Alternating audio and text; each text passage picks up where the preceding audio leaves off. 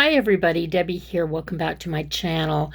I am going to do a little bit of art journaling today or tonight. This is evening, and I am going to do it in my TN art journal. So I am art journaling this year in a little standard sized notebook, and this is the first journal page that I did. I am going to skip a page and I'm going to journal on this second pair of clean pages.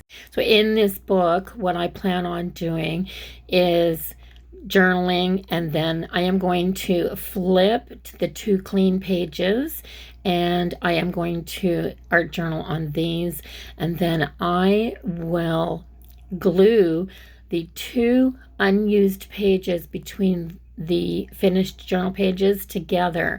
So they're going to actually be double pages, but I am not going to glue the pages together until after I've journaled on them, if that makes any sense. So with these two pages, I am going to journal on the napkin. So I am going to use a little bit of Dollarama Mod Podge. I put a little water. So I put about a tablespoon of Mod Podge in here, added about a teaspoon of water to it, and I'm just mixing it up with the brush. This is a really soft bristled brush, guys. It's just gorgeous. I can't even remember where I got it. And I am going to use this napkin. This napkin is Deer in a Herd in the Forest in the winter time.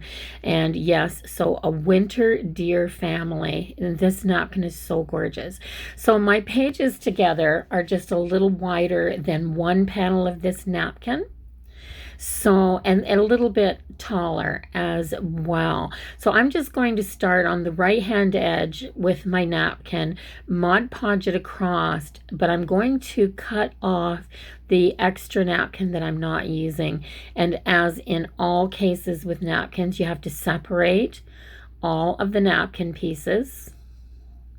So there's my first layer, and that's the bottom layer, and this is the layer that was in the middle. Look at the print that's on that. Oh gosh, it was so faint, but I'm going to use that for something, guys. That was just so darn pretty. And I am going to Mod Podge this on here.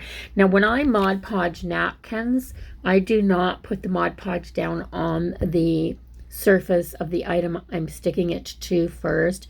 I just use a really wet Mod Podge, brush it on slowly, and give it time for that Mod Podge to soak through the napkin and to the surface underneath.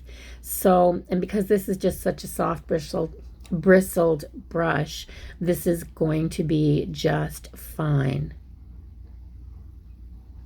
So the surface of this napkin, the print, the paint that's on the surface of the napkin is actually a little bit thick. So as I'm going over that painted surface, like where the trees are in the middle of the page, I'm having to put a little bit more Mod Podge on and waiting just an extra second for that to soak through.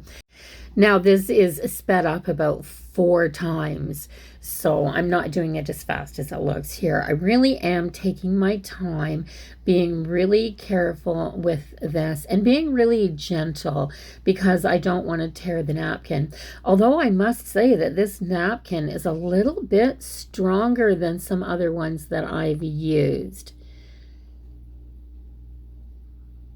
So what I'm doing here is just cutting up really close to the edge of my journal page because I want to keep this extra little bit. I might be using it on a different project, you never know.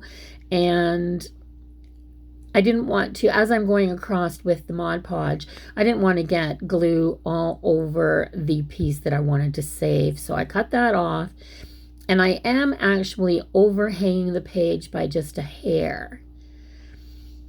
So of course this is getting wrinkles, but this is an art journal page. I would take even a little more time if I was putting this on the surface of a glass or on a plate or a jar or something like that. A little more time to smooth out those wrinkles. But I didn't start in the center when I was brushing. I just kind of went willy-nilly. I did a little bit at the bottom, a little bit at the top.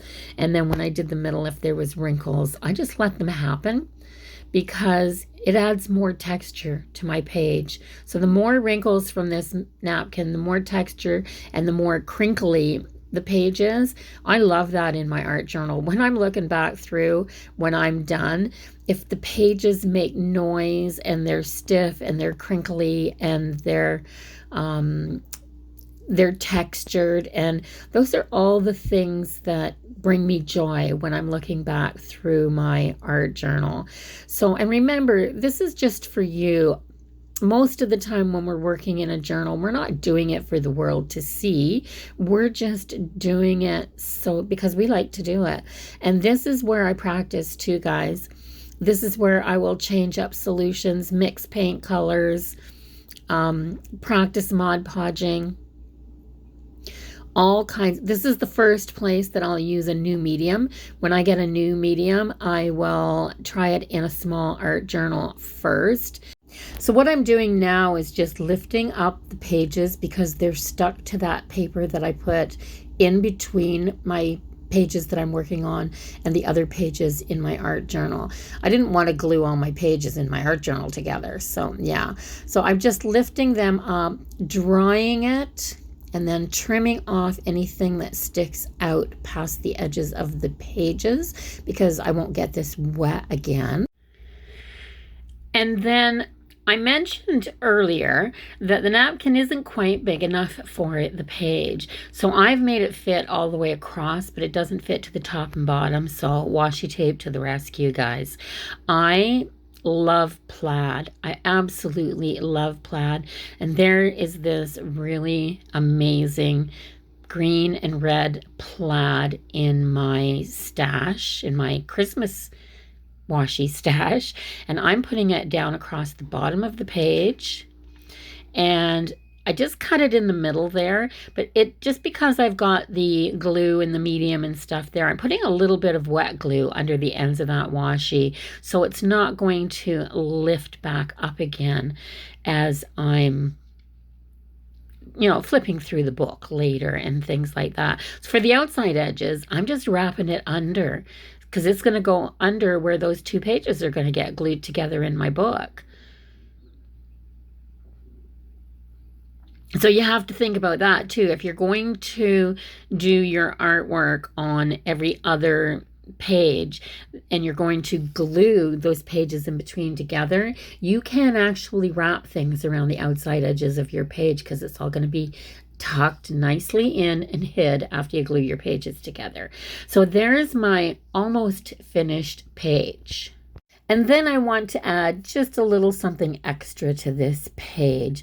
I have this stamp, and it's one of those red rubber stamps on a wood block. I believe I picked it up in the sale bins, as you're going through the checkout line at Michael's. I probably got 3 stamps for $5 or something like that. But I'm using Vintage Photo ink, and I am going to stamp this because I want these brown tones. This Vintage Photo on here brings in the brown of those deer.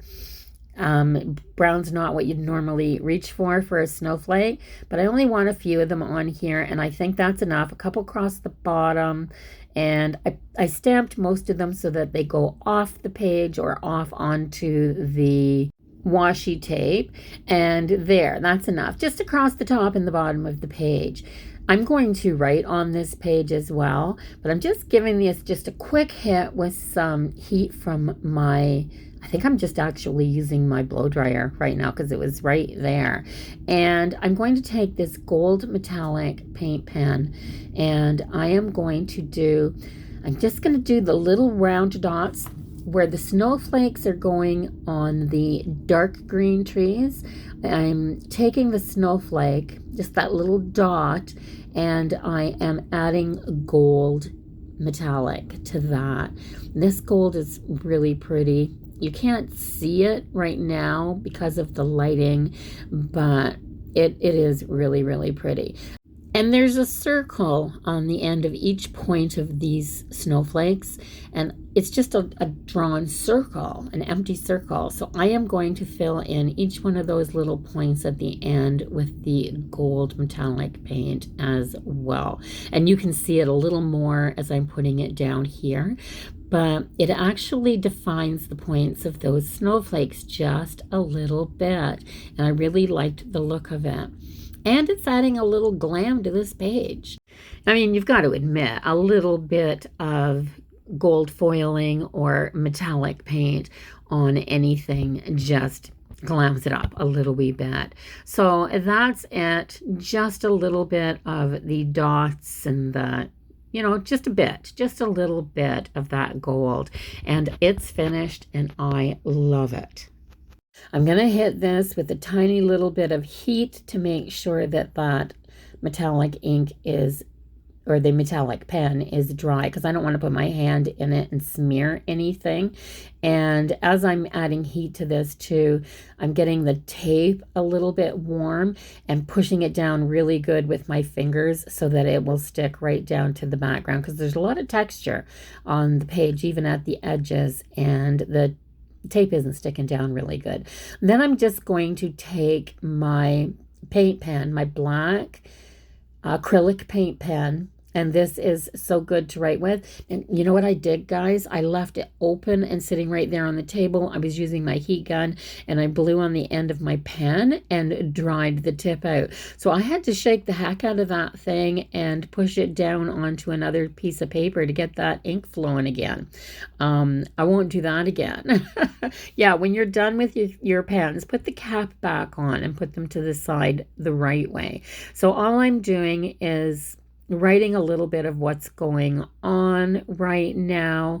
You know, just a little bit of my feelings. It doesn't show up really well. You can hardly see the black when I go over the dark green, but when I tip the page, I can read it all. I can read everything that's on here. It just doesn't, you know, pop up and be really legible right at first glance. But that's all I want to do. And that's art journaling. I mean, you can write on your little pages if you want to. You can put a sentiment on your little pages if you want to. Or you can just journal a little bit of how you feel about what's happening right now. And I'm just going to finish this up, and I think I have one more thing to do before I'm done with this, and I'll show you what I was doing. So, yeah. I got to put the date because every page has a date on it. So I'm just going to put the date down in this corner, and I'm finished everything that I'm going to do on this page. That's it, guys. I love it. I really, really love it. Napkins and a little bit of decoupage glue can be your best friend when you're doing a journal page and you just want to do something that's really quick. So I'm using my Tombow liquid glue here, guys, and you can see what I'm doing. I'm putting it all over this page. I'm going to fold that other page down onto it, and these two pieces are glued together now. So I've got my first journal page and my second journal page glued together, and that's what I plan on doing. Make sure my corners are stuck together really well. I'm putting an extra little dab of glue in those, and I'm done. So there's my first page. I think what I might do is just take this first journal page and glue it to the cover, but I'm going to wait till I'm going to cover the cover. Right? So I'm going to wait till that's done before I glue that first journal page down. And then when you open this book and you flip through, every flip is going to be a new little art journal page. So there it is. You can see a little bit of that gold shining when I turn the page, just a little bit. So if you like this one, give it a thumbs up. If you would love to see me continue working in this little art journal book, go ahead and leave me a comment down below and let me know. The pages of this are just the perfect size as far as I'm concerned when you're using both sides of the page like this. So if you haven't subscribed already, do that now before you leave. And bye-bye for now, everyone.